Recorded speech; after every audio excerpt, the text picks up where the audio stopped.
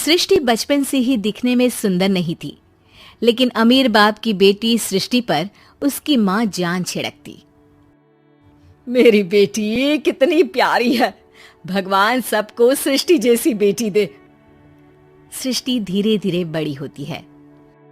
एक दिन सृष्टि की सहेली कहती है, तू दिखने में कितनी अजीब सी है, लेकिन मैं जानती हूँ हम सब में सबसे अच्छी शादी तो तेरी ही होगी। तेरे पापा अमीर जो है। और बता नहीं सकते यार, दहेज तो हर कोई देता है, ये क्या ज्यादा ले जाएगी अपने पति के लिए? अरे बड़े शहर में कोठी है इसके पापा की। अरे पापा की है ना, कौन सी इसकी है?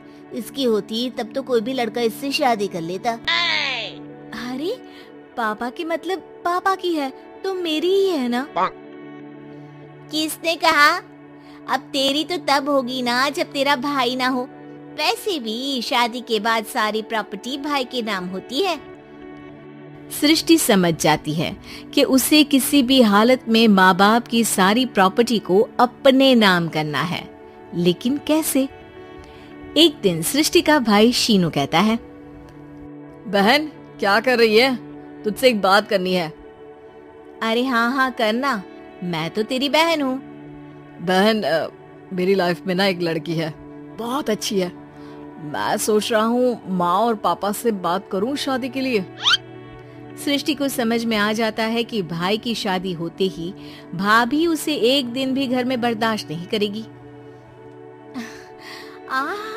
क्या बात है भाई, बताना कौन है वो? यार वो बहुत अच्छी लड़की है, पढ़ी लिखी है, मेरे साथ जॉब भी करती है। बस एक प्रॉब्लम है। प्रॉब्लम? क्या प्रॉब्लम है भाई? यार वो शादीशुदा है, लेकिन उसके पति ने उसे सिर्फ इसलिए छोड़ दिया क्योंकि उसके माँ बाप दहेज नहीं दे पाए। सृष्टि ये सुनकर न जाने क्यों खुश हो जाती है। अरे भाई तो क्या हुआ, लड़की तुझे तो पसंद है ना? शीनू को लगता है कि बहन उसे समझ रही है। वो इस बात से अनजान होता है कि उसकी बहन की मंशा पूरा घर हड़पने की है। सृष्टि अपनी माँ से कहती है, मम्मी मुझे तो बहुत चिंता है। पता है शीनू क्या कर रहा है?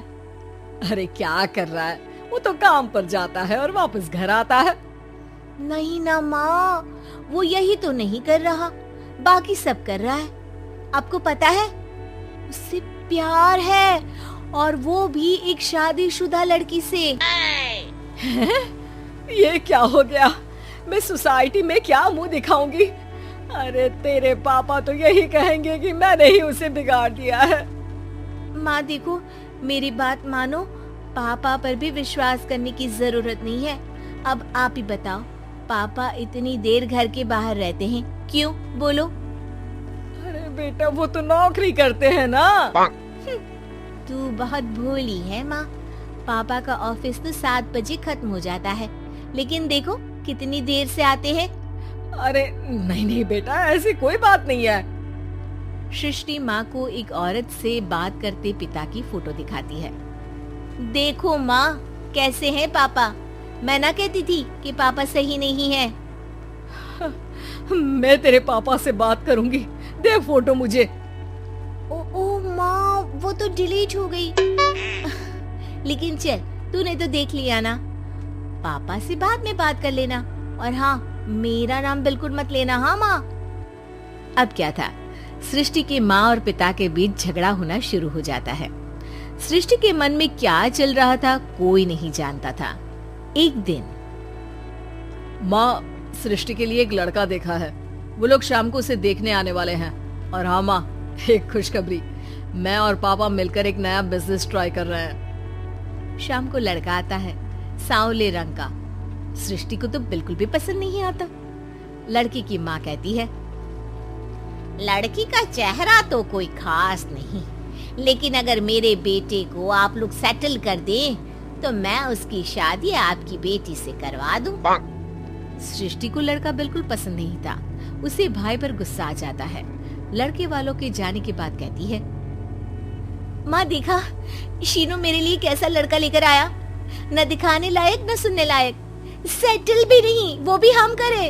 अरे माँ, मैं जानती हूँ ये मेरी शादी किसी भी घर में क्यों करवाना चाहता है। अरे कैसी बात कर रही है बहन, तूने तो देखा ना, लड़के को मैंने ही मना कर दिया तुझसे शादी के लिए। जिसने लड़का बताया था उसने उसकी बहुत तारीफ की थी। बात आई गई हो जाती है, लेकिन सृष्टि का मन शांत नहीं होता। क्या करूँ, कुछ समझ में नहीं आ रहा। मेरी शादी हो गई तो ये लोग पूरी प्रॉपर्टी शीनू के नाम कर देंगे, मेरे हाथ तो कुछ लगेगा ही नहीं। तभी सृष्टि को आइडिया आता है। वो किसी वकील को फोन करती है। जी देखिए, अगर आपके मम्मी पापा का तलाक हो जाता है तो आपके पिता की आधी प्रॉपर्टी आपकी माँ के नाम हो जाएगी, फिर उसे वो किसी को भी दे सकती है। सृष्टि अब माँ को बेटे के खिलाफ भरती है। माँ, शीनू पर नजर रखा करो, वो जिस लड़की के प्यार में है ना वो शादीशुदा है। यहाँ आएगी, सारा पैसा, रुपया, जमीन, जायदाद सब हड़प लेगी। पापा का भी हाल तुमसे छुपा नहीं है। ऐसा ना हो कि मैं और आप एक दिन सड़क पर भीख मांगे।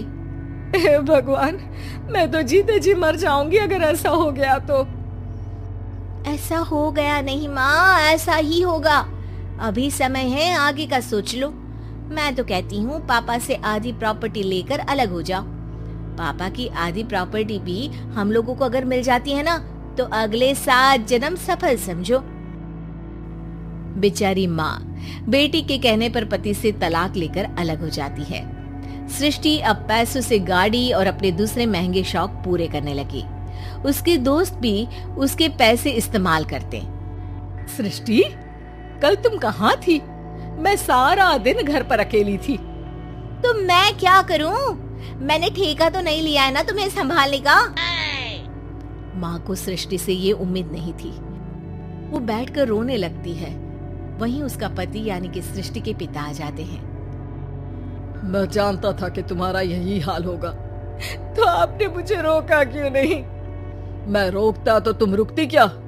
सृष्टि के कहने पर तुमने मुझ पर अपने बेटे पर शक किया, लेकिन तुम ये भूल गई कि कैसे हम दोनों ने मिलकर जीवन में इतना सब खड़ा किया। माँ पति के गले लग जाती है।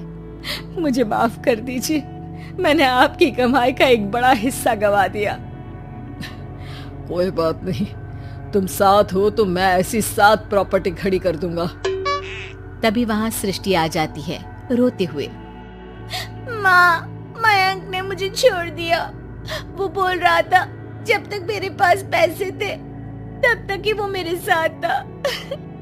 पापा, माँ, मुझे माफ कर दीजिए।